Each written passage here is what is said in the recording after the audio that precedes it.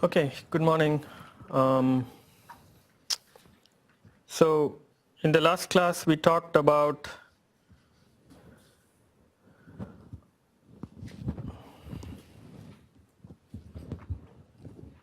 does that show up?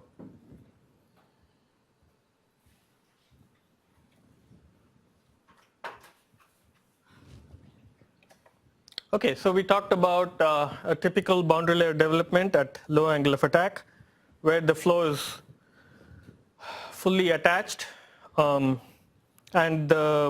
depending on the pressure distribution you will have part laminar, part turbulent boundary layer on the upper and lower surfaces.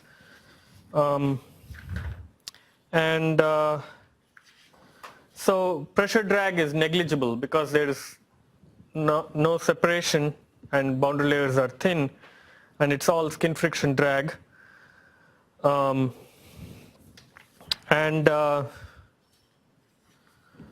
Because of this, the pressure distribution on the airfoil in real flow, in viscous flow, is actually very similar to the pressure distribution in inviscid flow.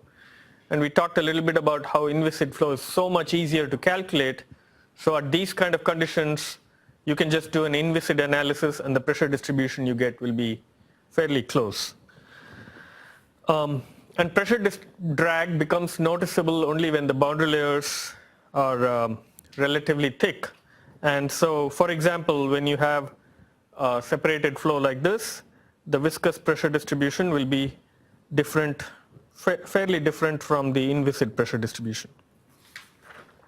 But the main point about cruise kind of condition, low angle of attack condition, is skin friction is the main dominant contribution. And so because laminar flow has less skin friction than turbulent flow, it helps, if you want low cruise drag, it helps to design the airfoil to have as much laminar flow as possible.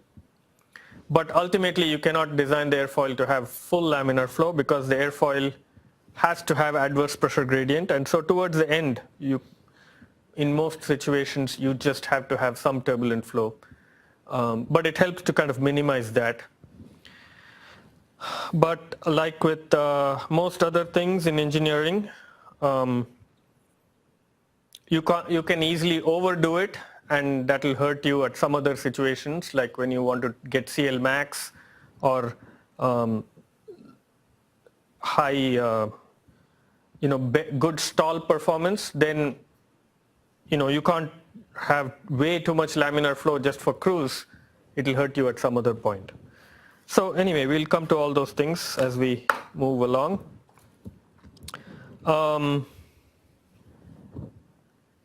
So everything we are talking about, and we are on lecture 9 today. So everything we are talking about here is subsonic flow. So in these, it's worth mentioning that at low subsonic speeds, where Mach number is typically less than 0.2 to 0.3. So these are the kind of speeds where compressibility effects don't really start playing a role. Drag comes from two.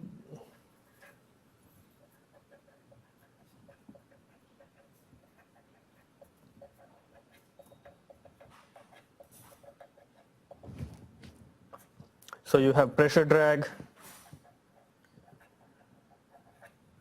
and skin friction drag.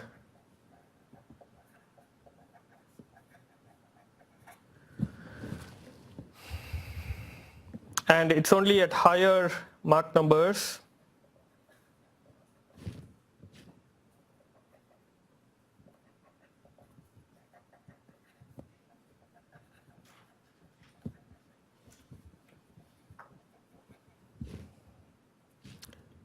that's where another important contribution to drag is wave drag.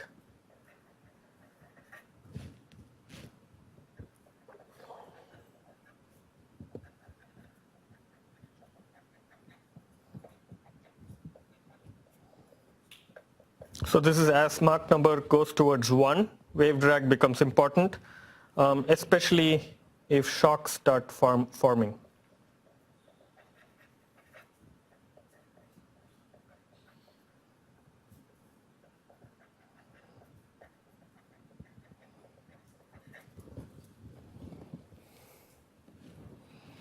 Okay, so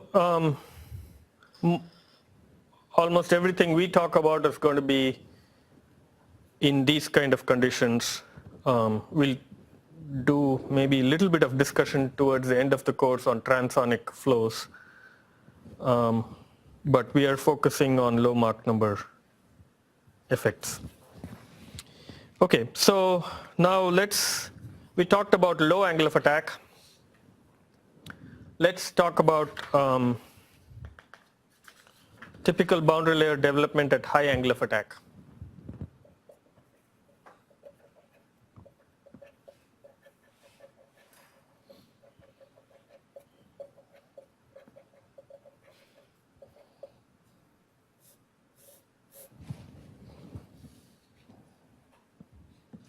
So we'll take the same application.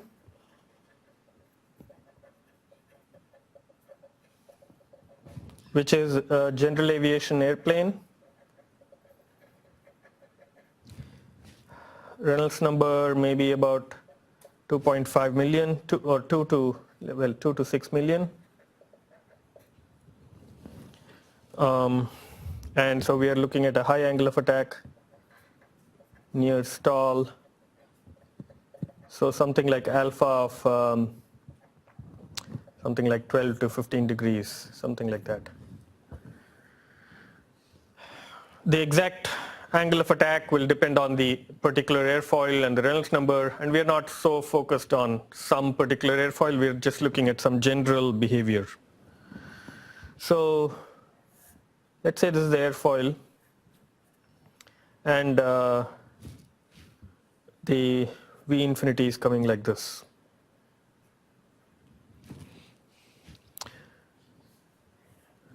So stagnation point starts going a little bit on the lower surface of the leading edge.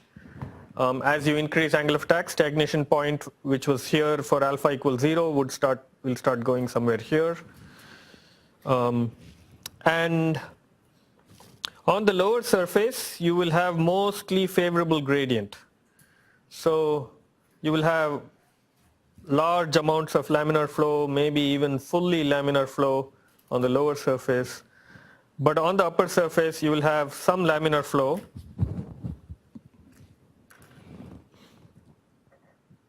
So this is laminar flow, and then at some point there will be transition pretty early on. It might happen even near the leading edge. And then you will have turbulent flow. Again, I'm indicating that with a squiggly line just to denote in graphical format that this is turbulent flow. And then what happens is, at some point, this turbulent boundary layer will separate. And so you will have a wake like this. So I shouldn't have drawn this squiggly line here. And this is the onset of turbulent boundary layer separation.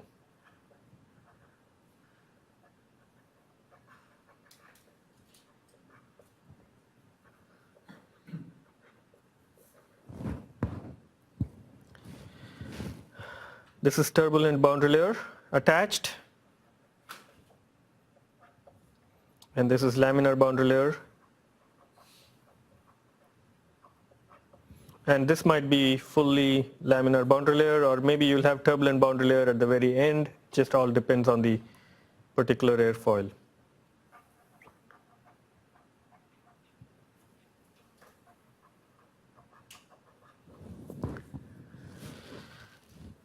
Okay, so for this, if we draw the CP distribution,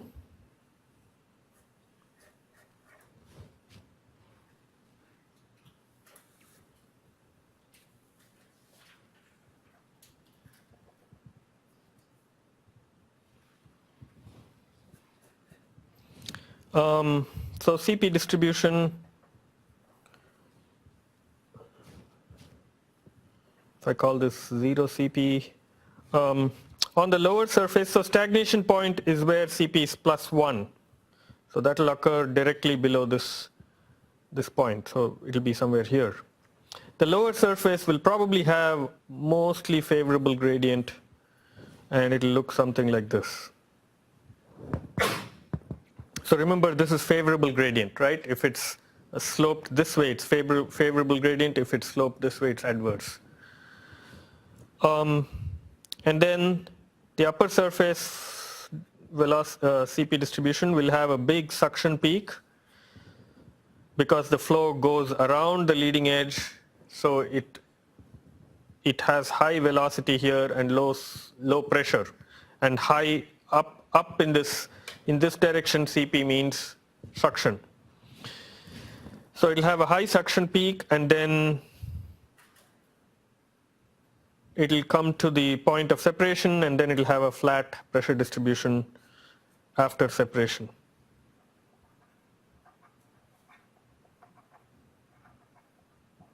So this is onset of separation, for example. And so this is the reason the boundary layer separates. It has this huge adverse pressure gradient. Remember this, if the slope of the CP distribution is in this direction, it is adverse. So the boundary layer is going into increasing pressure. So it's losing momentum because it's fighting against pressure and going into increasing pressure. And at some point, it's going to, the bottom of the boundary layer is going to lose momentum and start going in the opposite direction. So that will be the reversed flow, and then there will be separation. So this will start happening a little before stall, maybe at 1 degree or 2 degrees angle of attack before stall. And as the angle of attack increases, this separation point will keep moving here until the whole of the upper surface is separated.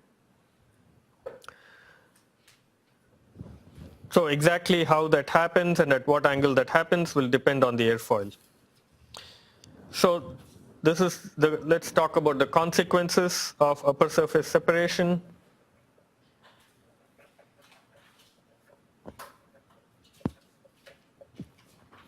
We usually call this trailing edge separation, because the separation starts from the trailing edge and progresses towards the leading edge as angle of attack is increased. So what can you say if there is so much separated flow? What will happen to drag? It will increase. What kind of drag will increase? Right. So the pressure distribution in viscous flow for this will be fairly different from the pressure distribution in inviscid flow. We are no longer, inviscid flows, all the assumptions are being violated, right? Because this is a huge viscous effect. This is a big separation zone. So separation the pressure distribution will be different.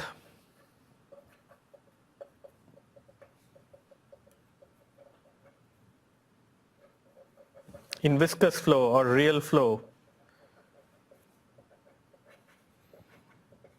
will differ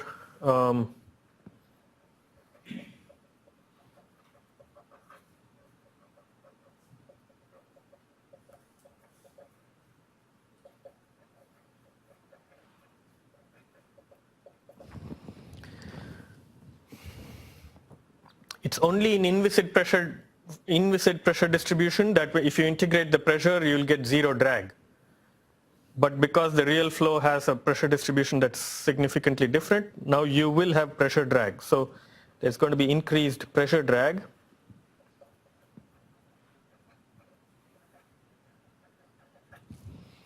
And there's going to be loss of lift.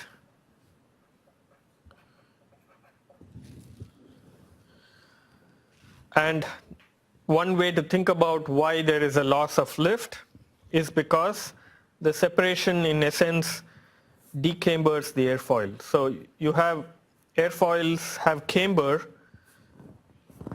so that at a given angle of attack you can increase the lift when you have camber. And we'll see this later in thin airfoil theory. But if you have separated flow, this essentially sort of, in some ways, it behaves as if the camber has been removed in this portion of the airfoil. So in some ways, you can think of it as a flap that's been turned up.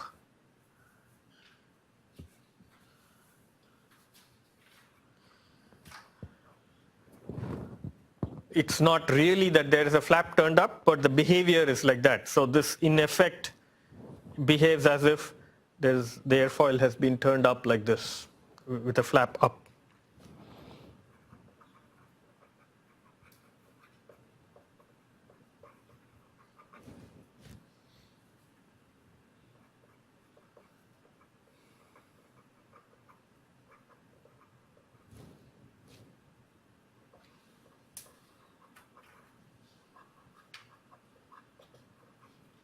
In other words, if you do a viscous analysis past this airfoil at this high angle of attack, you'll get the separation, right? So in some sense, you could do an inviscid analysis past this airfoil with the flap up, and that'll give somewhat similar behavior like this one. So it's just an analogy. So.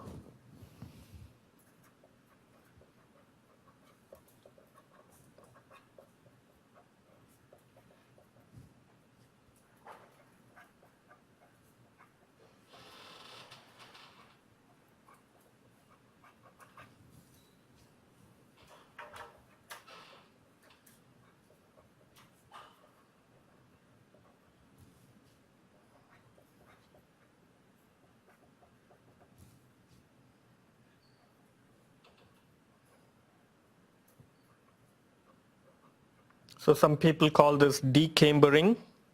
So in effect, the separation decambers the aft portion of the airfoil.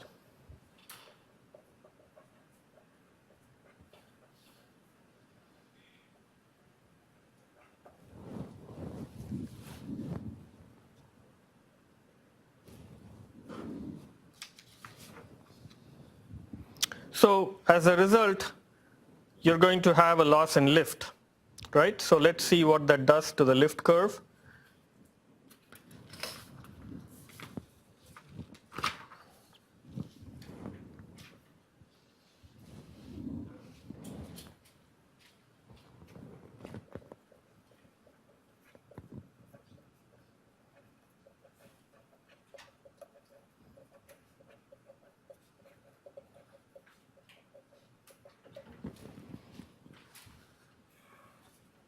So let's draw CL versus alpha curve.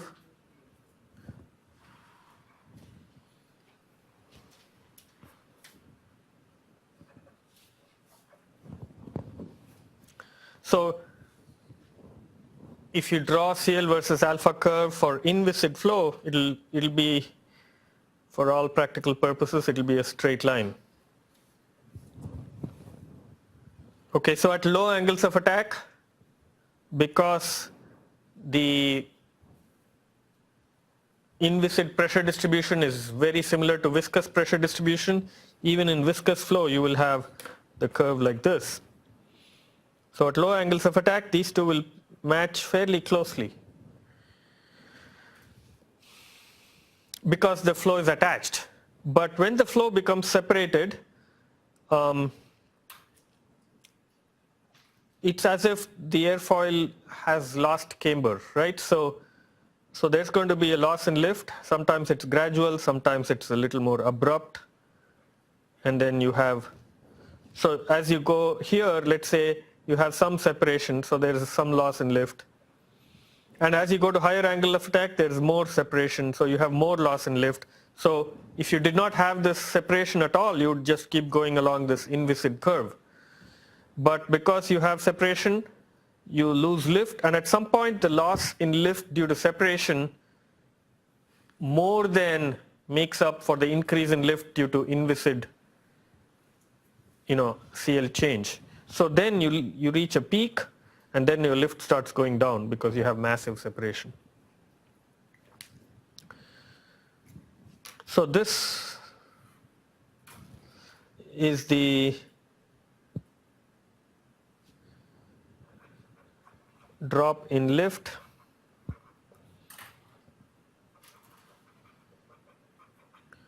compared to inviscid flow.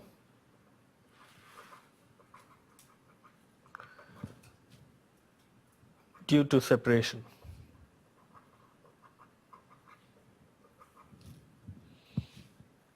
So this is the viscous CL alpha curve, and this is the inviscid CL alpha curve.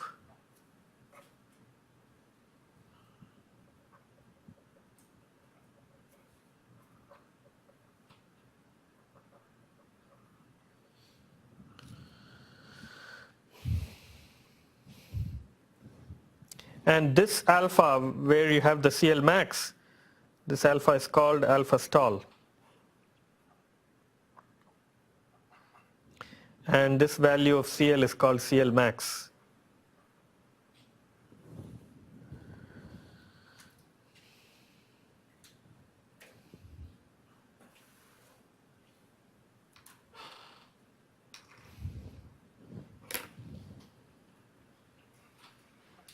So for example, this viscous CL alpha curve, I'm talking about it like it's a prediction, but it could be from experiment.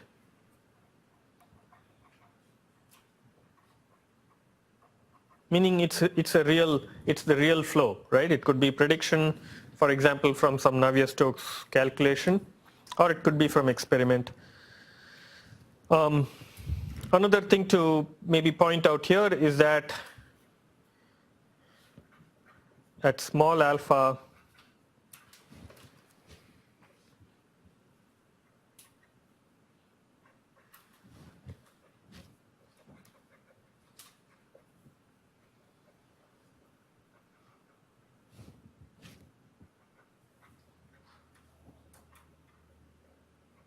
the viscous CL is almost the same as inviscid CL because of thin attached boundary layers.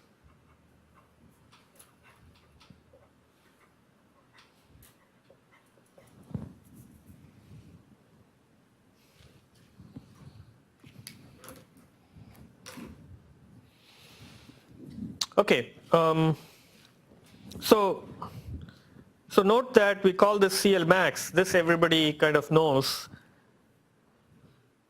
People sometimes refer to this as alpha max. It's kind of not correct, right? Alpha, there is no maximum in alpha. You can go to higher alpha. What we usually mean is it's alpha at CL max. So we often call it alpha stall, or at least I call it alpha stall. So this is alpha stall, this is CL max. So broadly, this is how the behavior is at high alpha, and let's quickly summarize that.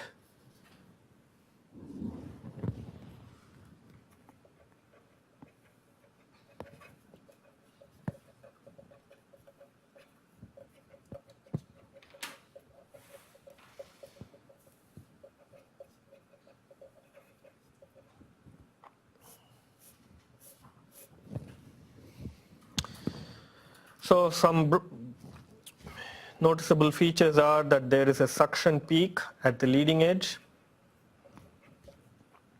suction peak on the upper surface at the leading edge, and an adverse pressure gradient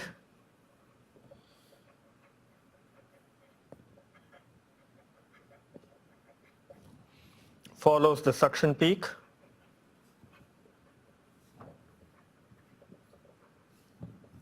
In other words, just downstream of the suction peak is this adverse pressure gradient. And so you have separated boundary layer on the upper surface near the trailing edge. And how big this extent of separated flow is depends on the angle of attack, how close the airfoil is to stall. And because of this, pressure drag increases significantly.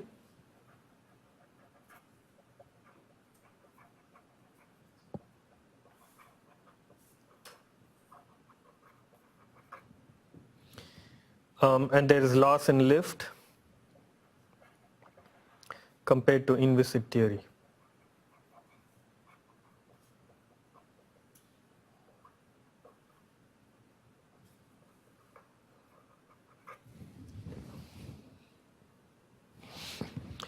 The lower surface has favorable gradient everywhere. So there is increased laminar flow on the lower surface. And laminar flow is good, right? Why is laminar flow good? Less skin friction. So we can say, wow, that's cool. At high angle of attack, there's more laminar flow. But it turns out it just doesn't matter at all. This pressure drag is going to be so much that, yeah, you get a little bit of improvement in skin friction drag due to laminar flow, but it's just completely overwhelmed by this pressure drag.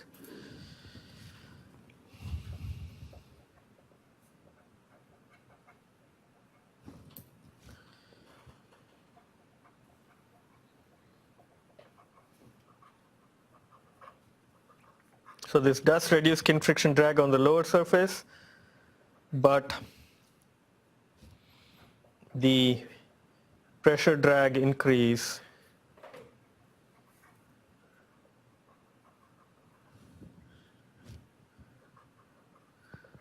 due to upper surface separation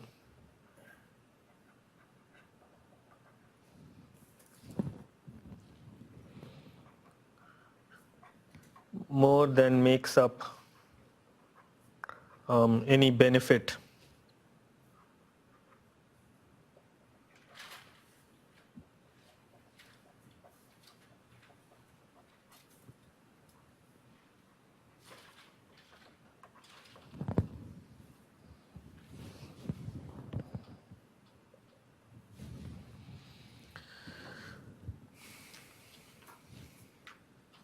Okay, so that's what happens as the airfoil goes to stall, towards stall. So now let's talk about a different regime. Now let's talk about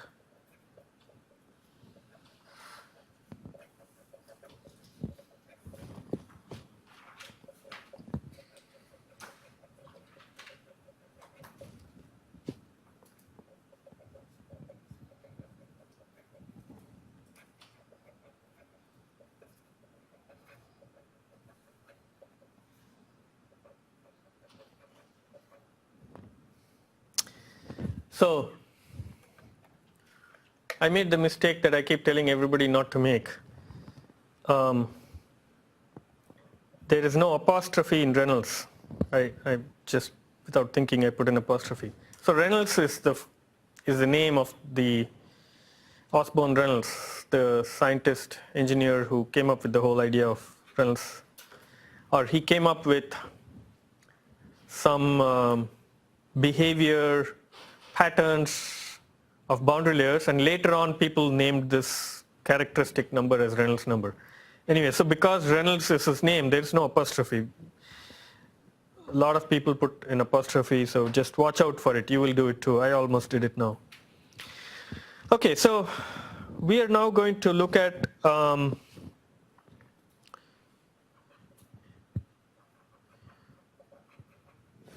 the flow past an airfoil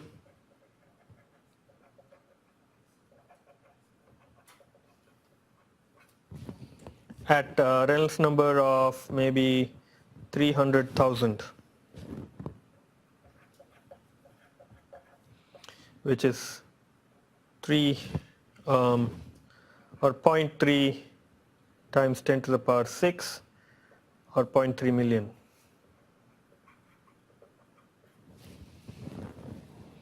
So this is the range in which small UAVs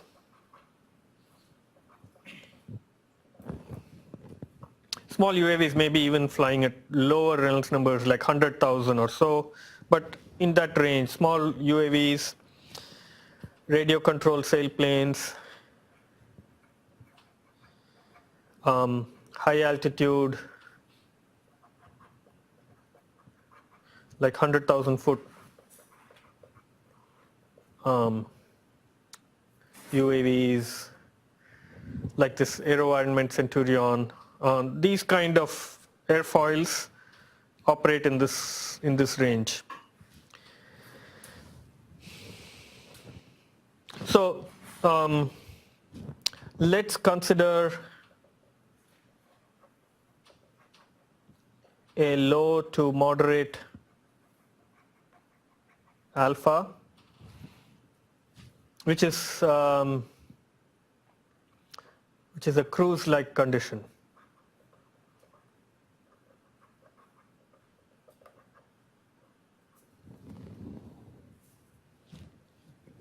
And let's see how the boundary layers behave.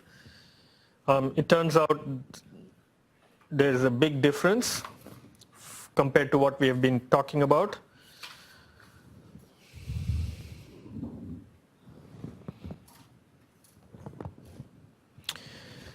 Okay, so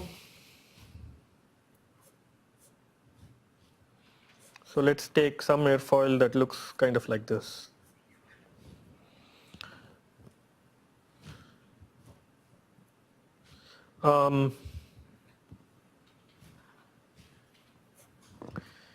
So this is the stagnation point. The upper surface will have laminar flow, and depending on the details of the Reynolds number, of the angle of attack of the airfoil, the exact situation will vary, but typically what will happen is this laminar boundary layer will separate.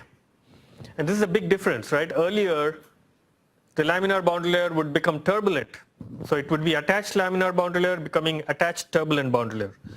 But here the laminar boundary layer separates. So I'll denote that with an S. And so separated laminar boundary layer will go like this if I draw the boundary layer thickness. And I'm drawing it in an exaggerated scale. And so what happens is this separated shear layer, laminar shear layer, will then transition to a turbulent shear layer.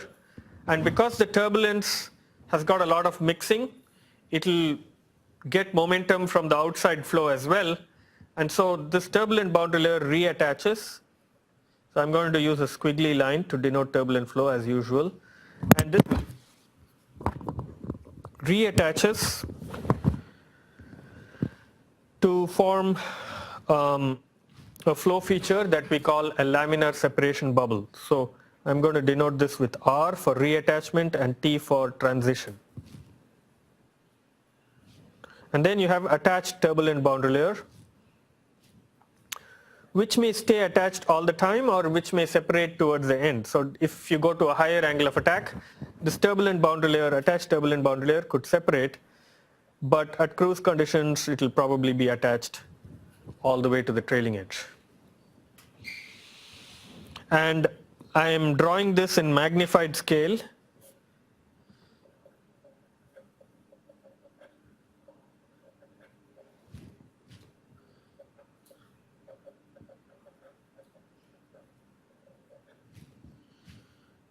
For purposes of illustration. Otherwise it will be too hard to make it clear. So usually it won't be a big bump like this on the airfoil. It'll be a fairly thin, it'll be about like this thin or something. But just to illustrate it, I'm just drawing that magnified. So this flow feature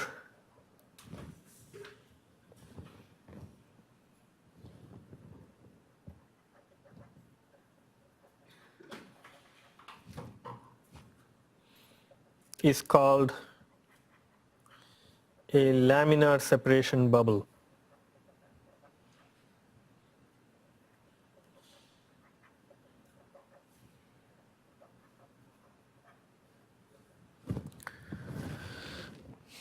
Or sometimes it's called a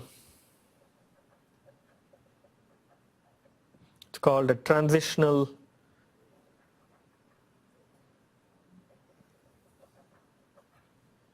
separation bubble.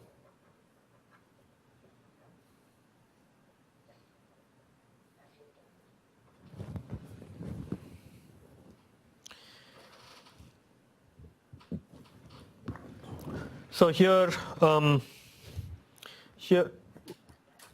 so in low Reynolds number flows, as usual, the beginning from the stagnation point onwards, you have laminar attached boundary layer.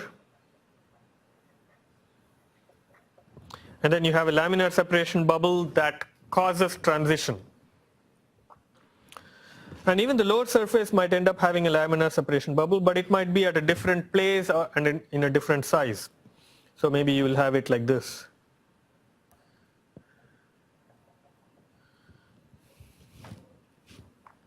So you could have separation here, transition here, reattachment here.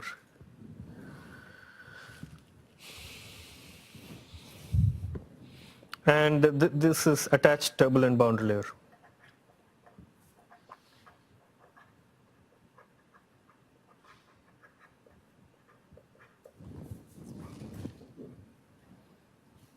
So in all of these things, S denotes separation.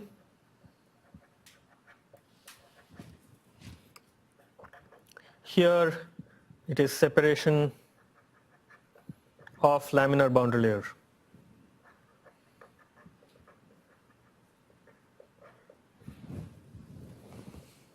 So this is why I was saying separation can happen even in either in laminar boundary layer or turbulent boundary layer. T is transition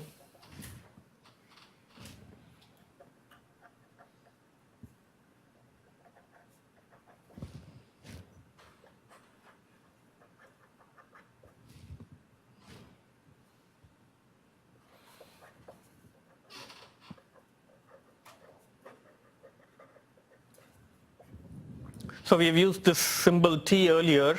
In earlier situations, it was transition of attached laminar boundary layer to turbulent boundary layer.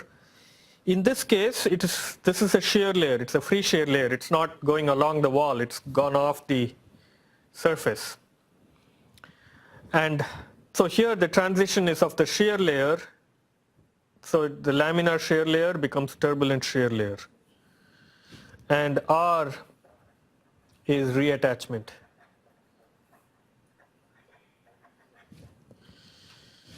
So what we have happening in the above example is the shear layer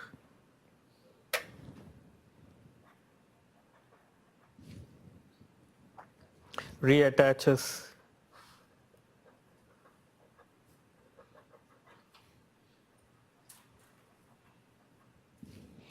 and becomes attached boundary layer.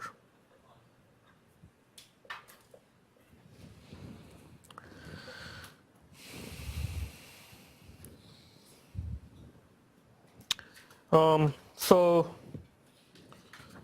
let's draw this in a bigger scale to see how it looks in an enlarged scale. So here's the surface of the airfoil, and you have attached boundary layer here, and then it separates, and this is the shear layer. This is a separated laminar shear layer, and then it goes through transition and becomes a turbulent shear layer. Usually it will come like this and then become an attached turbulent boundary layer. So this is attached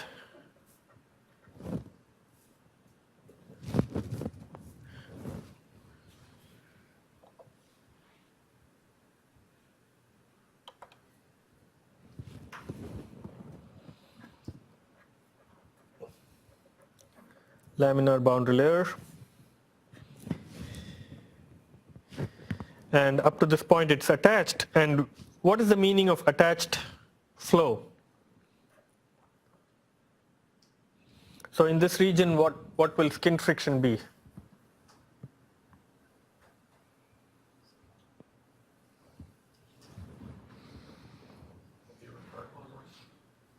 Will be what? Sorry? Retarding force. It'll be positive, right? So in other words, the fluid will scrub the surface in this direction. So CF is greater than 0. So positive skin friction, right? In other words, the flow will scrub on the surface in this direction. But inside a separated flow or separated bubble, this is separation bubble, the flow actually, the local flow right at the surface is actually in this direction. So it will be scrubbing backwards anywhere in the bubble. So in this region, CF is less than 0. The local skin friction is less than 0 here. And then here again, it's attached boundary layer, so CF becomes greater than 0 again.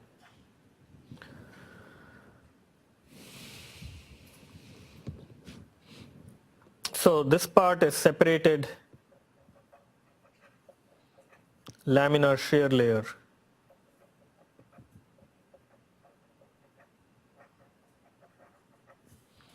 And this part is turbulent shear layer.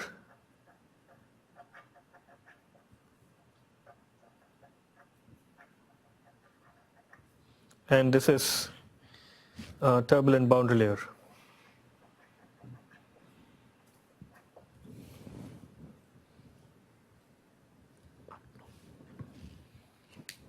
And so this drawing, this is a sort of enlarged view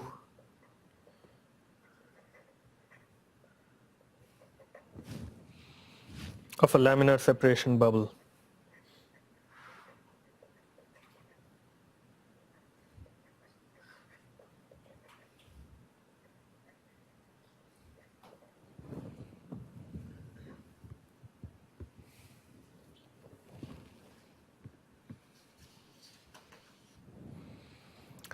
Okay.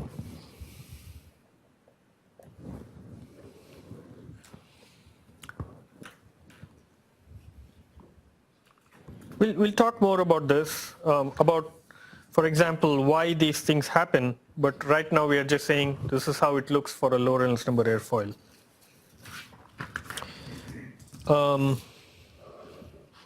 So to summarize, the main characteristics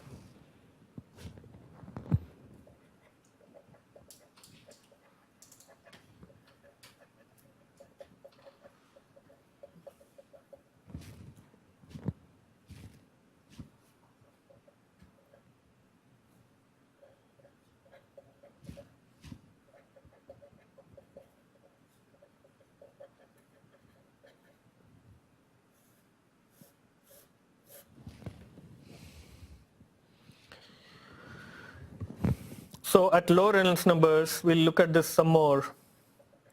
Laminar boundary layer is very stable.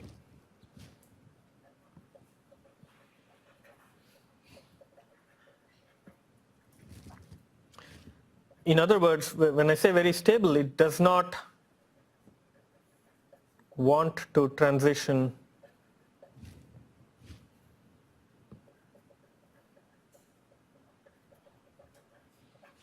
to turbulent boundary layer.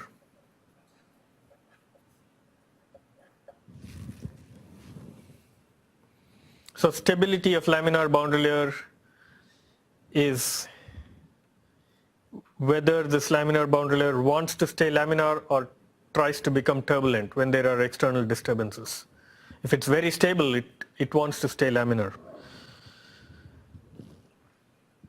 So instead of transitioning, so at higher Reynolds numbers, it would have transitioned to a turbulent boundary layer.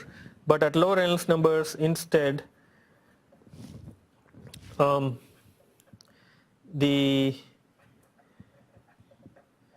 laminar boundary layer tends to separate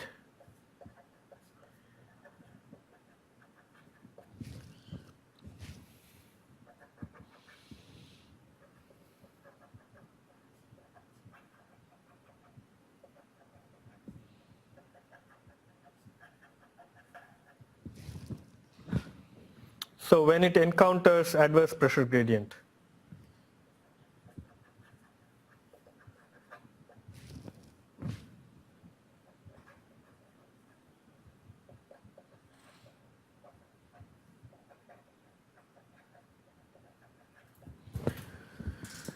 So when it sees this adverse pressure gradient, it ends up separating instead of transitioning. But the separated shear layer transitions. So transition occurs in the shear layer that forms.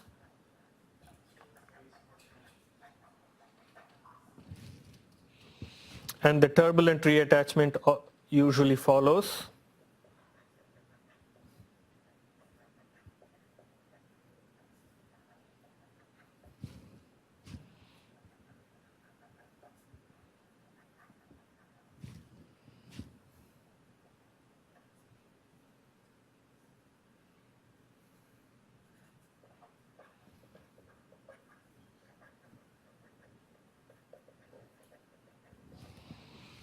And this closed structure is called a bubble, and this causes pressure drag.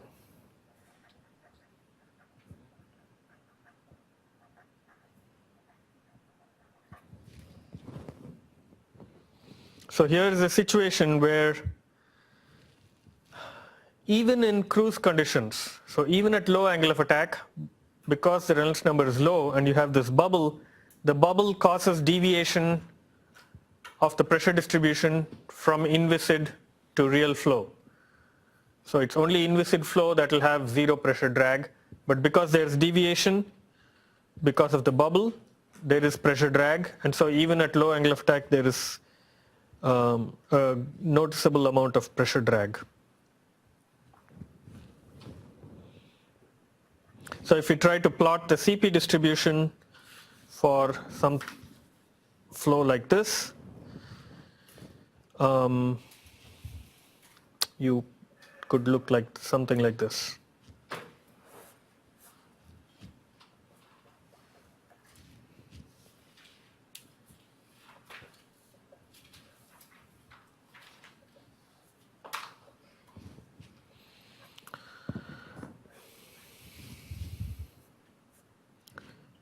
So you might have inviscid pressure distribution that kind of looks like this.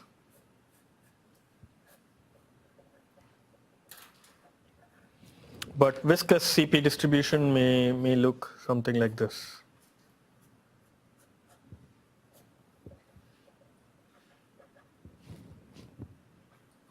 I'm focusing mostly on the upper surface here. So here is a CP distribution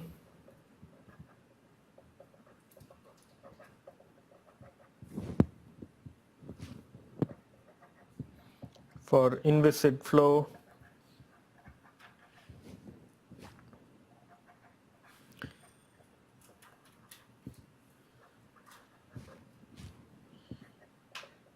So with a laminar separation bubble on the upper surface.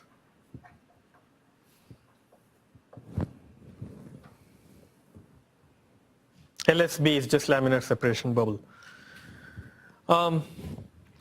Okay, so you can see this in later when you do X-foil analysis, and even in homework 1 part B you will see, I believe, some pressure distributions like this.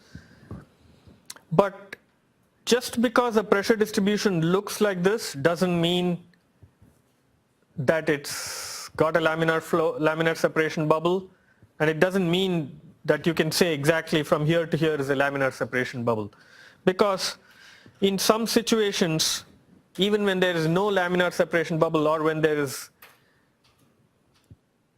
laminar flow is close to forming a bubble but not really forming a bubble, you could see some patterns like this. So this is a typical signature of a laminar separation bubble, but it's not a sure indication of laminar separation bubble. So a better indication of laminar separation bubble is to look at the skin friction plot. So if you plot skin friction CF versus X over C, let's say we go from 0 to 1 on the upper surface.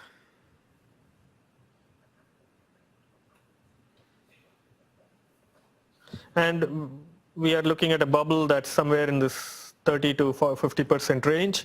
So initially you'll have high CF. Okay, when there's a laminar flow, you'll have at the leading edge, there's a lot of CF. which quickly drops down to something like this. And then it dips down to a negative value inside the bubble. It might be a very small negative value, but it might be up to this point. And then you have turbulent flow. When turbulent flow starts, again the skin friction has a peak at transition, and then it will settle down to some kind of nominal flat value, something like this, and then it will go to the trailing edge. So usually this CF will be greater than this CF, right? These are both attached boundary layers, but this is turbulent, this is laminar, and turbulent boundary layer typically has more skin friction than laminar boundary layer. But the point I'm trying to illustrate here is that in this region, CF is less than 0. And that is a reliable indication of a laminar separation bubble, or separation in general. Anywhere where there's separation, CF is less than 0 in steady flow. So in this particular case, in this illustration, this is a reliable indication of a laminar separation bubble.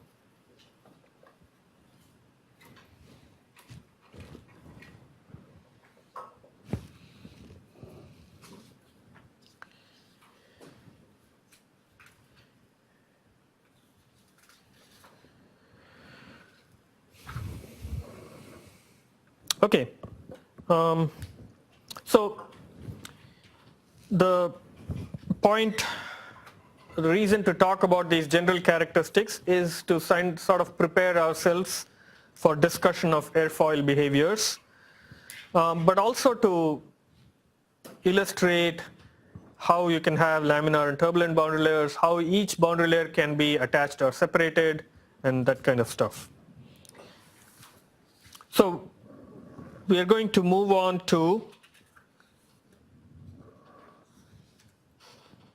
overview of boundary layer characteristics by taking each one separately. So we'll take laminar boundary layer, turbulent boundary layer, and we'll talk about factors affecting laminar boundary layer transition, laminar boundary layer separation, turbulent boundary layer separation, and so on. So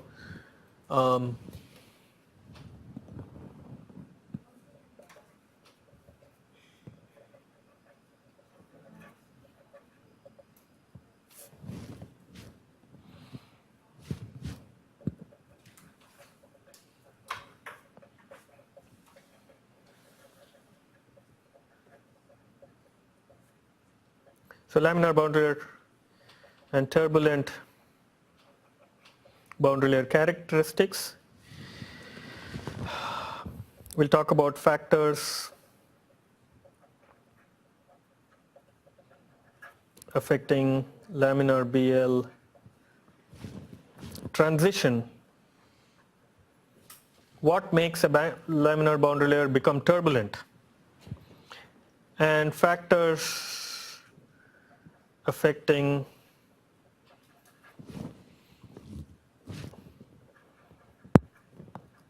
laminar boundary layer separation.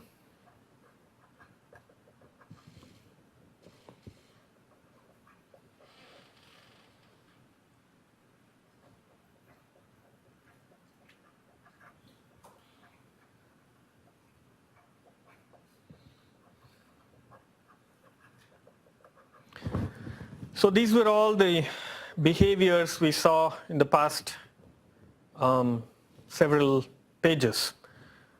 We saw the behaviors, now we'll go and look at them and see why they happen and what you can do to avoid something and that sort of stuff.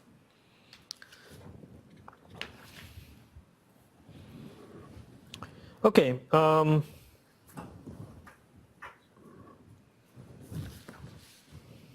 Any general questions at this point?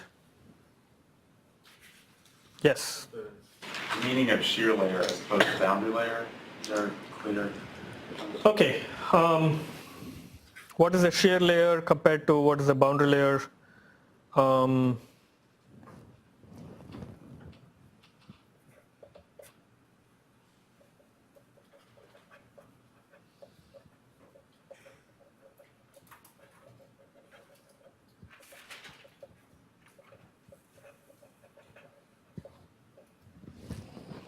So maybe the way to explain this would be to look at velocity profile.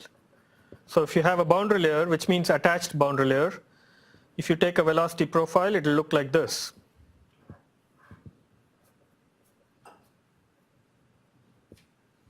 Right, so here is the boundary layer. And this may be laminar or turbulent. Okay, it doesn't matter. A shear layer, at least in the ones we have been talking about on an airfoil, is where you have reversed flow at the surface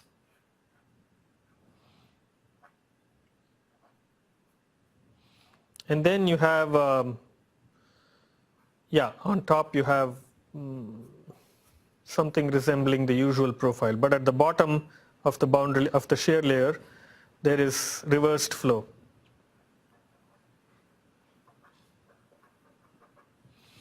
And so you might have had an attached boundary layer earlier, so maybe it was like this earlier, and it became this way, right? So the boundary layer height, if you want to call it that, the boundary layer thickness suddenly grows and becomes like this.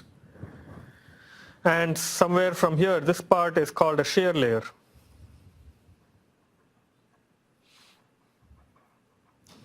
And the reason it's called a shear layer is we are plotting here velocity, but there's something called vorticity that we'll talk about later in the course. If you plot the vorticity, vorticity is the curl of velocity field. Okay, it's del cross V.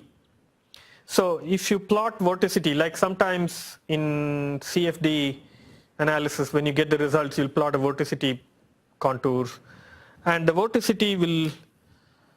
So inside this boundary layer, you have vorticity all along here. How do I plot this?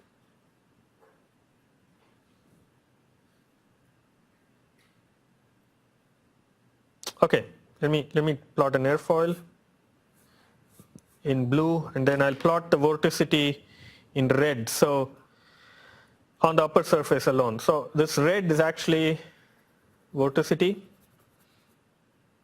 It's inside the boundary layer. So inside the boundary layer,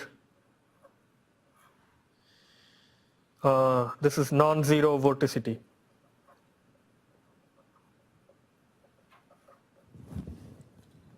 Okay, so attached boundary layer will be like this. Inside the whole thick boundary layer, there will be vorticity all along if you plot curl of V. But then in the shear layer, this vorticity will go off like this. And it will leave the surface. So this is something like vorticity distribution.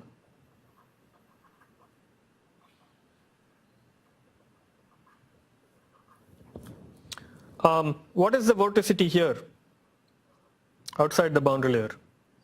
0. So there is no vorticity in this is like the potential flow part. So there is 0 vorticity from here.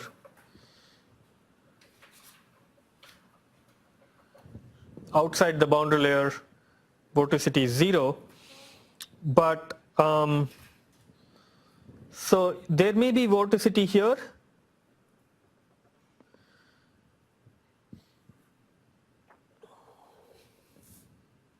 So vorticity, let's call it, let me say under the shear layer, or under the shear layer is quite weak. It may be present, but it's pretty weak. But the vorticity, it's almost like you can think of it like the boundary layer peels off and comes off the surface. It's not quite that, it's just these are all constructs, right? It's like we decide what is a boundary layer, and we use these kind of plots, velocity profile plots, to say this is what we are going to call a boundary layer, right? And this part, it's almost like maybe the shear layer, this is all shear layer, and it all comes off here, right? So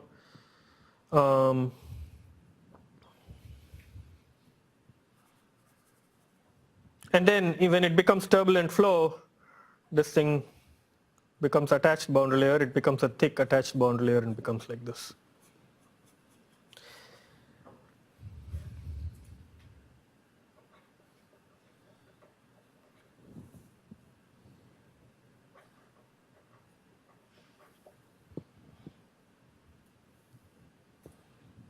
Okay, this is a, let me say this is a rough explanation. There may be small parts of it that are not super correct, but roughly this is what it is. If you look at a CFD result for something like this, for separated flow, for example, and if you plot the vorticity distribution and you go close to the surface, this is how it will look. You'll have a lot of vorticity along this and then it will just sort of peel off. Okay, yes? Professor, is there a way we quantify the separation that happens? Or is it just bad if it occurs at any point? And are there cases where this might be useful or something like that? So the question is separation always bad? Most of the time you don't want separation unless you're trying to create drag for some reason. Like when you're trying to come down, bring an airplane down to landing in a short field, you want to have more drag so you can come down steeply. There you intentionally create separation by putting up a spoiler or something like that. Most of the time you don't want separation. Yeah. Okay, any other questions on homework 1, for example? Is everything going okay? No? Good? Yes? Maybe? Okay, let's move on to boundary layer characteristics.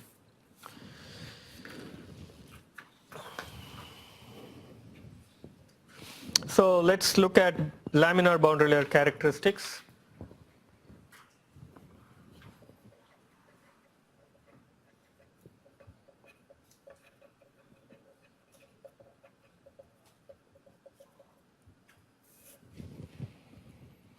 So first thing we can say is that it has low skin friction coefficient, CF, compared to a turbulent boundary layer.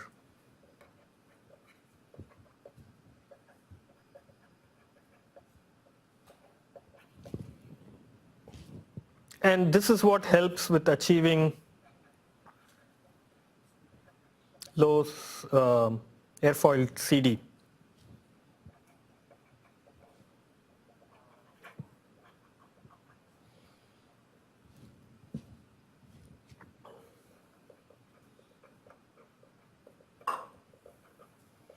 In other words, it only helps the skin friction portion of the CD. Right? There's also the pressure portion, which we can't say anything about without knowing more details. So the laminar boundary layer does one of two things. It can either transition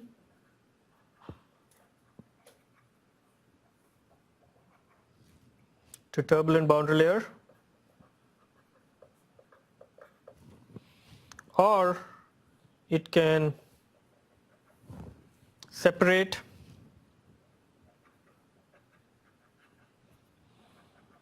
and form a laminar shear layer.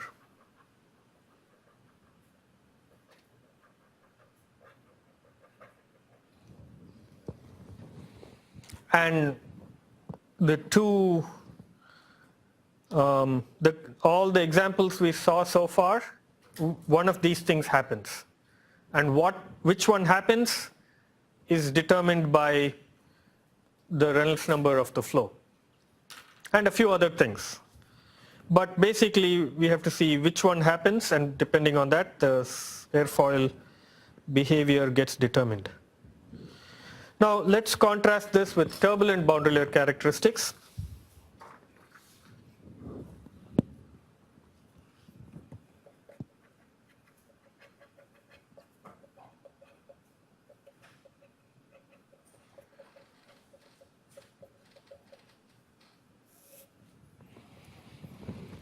So turbulent boundary layer comparatively has larger skin friction coefficient or CF, and this causes higher skin friction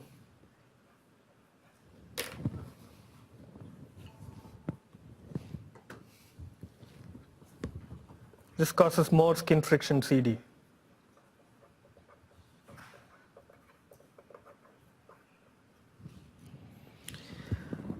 So this is the bad part, right? In comparison to laminar boundary layer,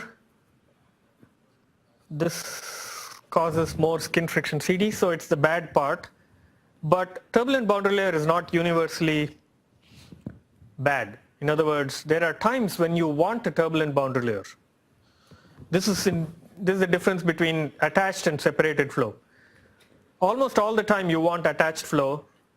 You don't want separated flow unless you want to cause drag for some reason.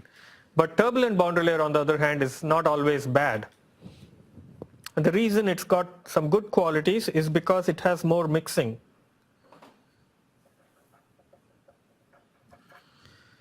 And momentum transfer.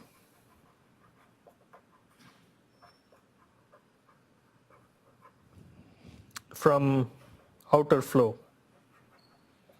So the outer flow is like potential flow. It doesn't have, viscous effects don't play much of a role. So it's got a good momentum, and because turbulent boundary layer has mixing, it brings in momentum from the outer flow, and this makes turbulent boundary layer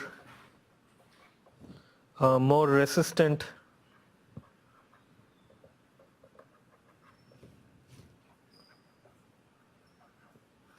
to separation than a laminar boundary layer.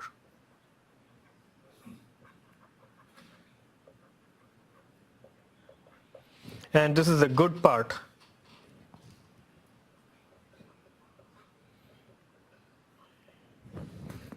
So if you had the same amount of adverse pressure gradient, and if you had laminar flow coming and encountering this adverse pressure gradient, the laminar flow will separate much more easily than if turbulent flow came and encountered the same adverse pressure gradient. Because it has got more mixing, it can push through more adverse pressure gradient.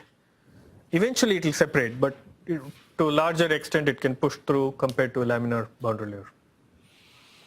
Okay, so we'll continue more about this in the next class. Thanks.